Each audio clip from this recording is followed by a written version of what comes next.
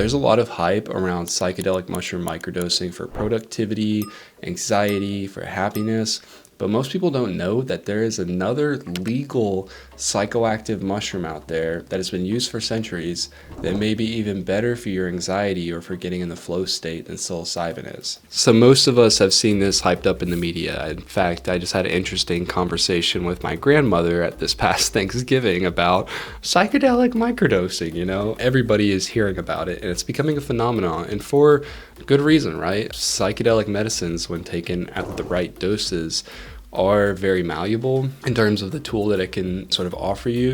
At lower doses it can be more functional, but then at higher doses it can take you to God. And so it makes sense that there is a lot of sort of craze around this, especially in a day and age where a lot of us are sick, a lot of us are anxious, and the world seems to be demanding a lot of us. And you've probably seen the sensationalism around psychedelic microdosing, right? It's going to cure all your anxieties, and it's going to make you super locked in and focused at work or with your kids. And in some of these instances, it has been like this life-saving miracle for some people. But there's been a lot of people too that kind of feel as if though the microdosing thing didn't work for them or doesn't work for them. And I'm one of those people included. I don't feel as if though serotonergic psychedelics taken in a true sub-threshold dose where you don't feel it has ever really provided me very much, even when I've been very mindful and stuck to regimens, right?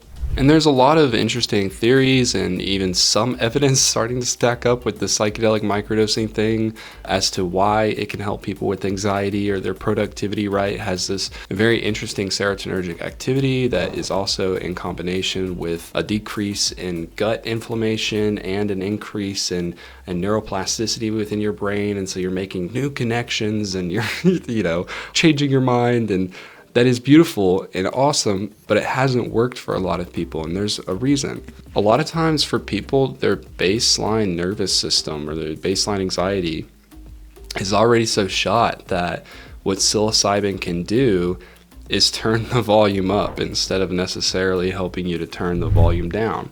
And sometimes, in the right context, this is very much appropriate and very much beneficial and needed. I'm a big believer in that. To really go through the thing, you gotta sit with the thing. If you have some anxiety, there's usually a reason, and you should sit with that and figure out what that is, right? And psilocybin can be a really useful tool for this.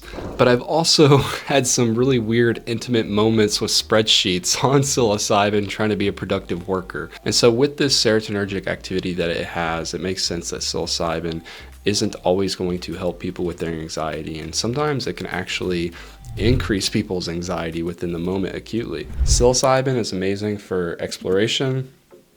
I don't always prefer it for regulation. There's sometimes maybe when I feel like my gut needs to be reset or my mind needs to be reset, but when my nervous system needs to be reset, psilocybin isn't necessarily what I go to. That's not my medicine of choice.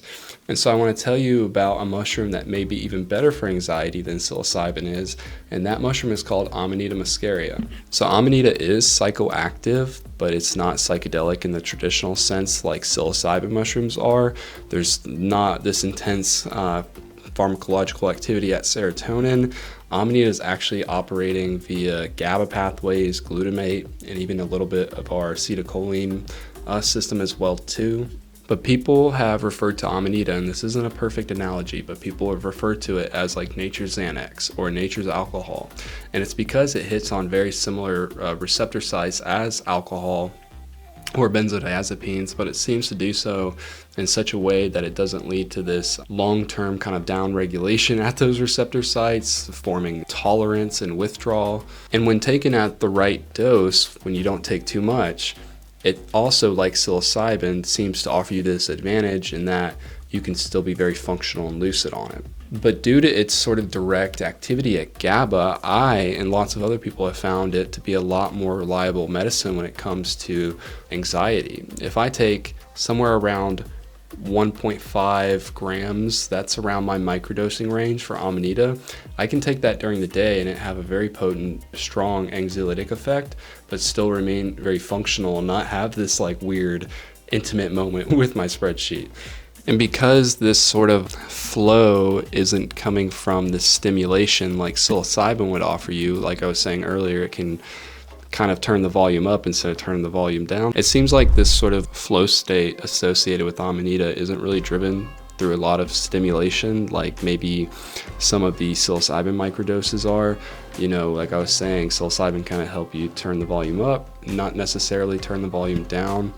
And so when this anxiety kind of like naturally drops on its own via the Amanita, it seems like the flow can kind of naturally kick in itself. It also seems to be a really useful tool for rest and for sleep and recovery. And so that's one of the biggest sort of loops involved, at least for me personally, with anxiety, is the effect that it can have on my sleep.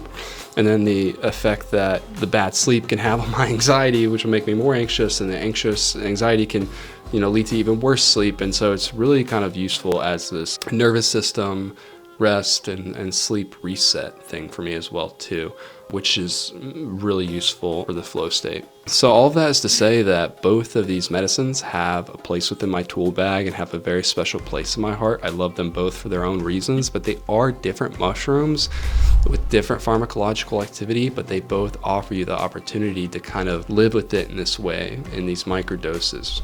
You know, I would actually say that I intentionally would take psilocybin microdoses or mini doses if I'm wanting more stimulation. Those are the type of doses that I'll take to have conversation with a friend or go see an event or to go on a hike out in the woods. Just this like small amount of psilocybin. It's a very beautiful tool for me when used in those contexts. It's not a great tool for me if I were to sit down right here and try to record this video or try and, you know, do some of my digital marketing job.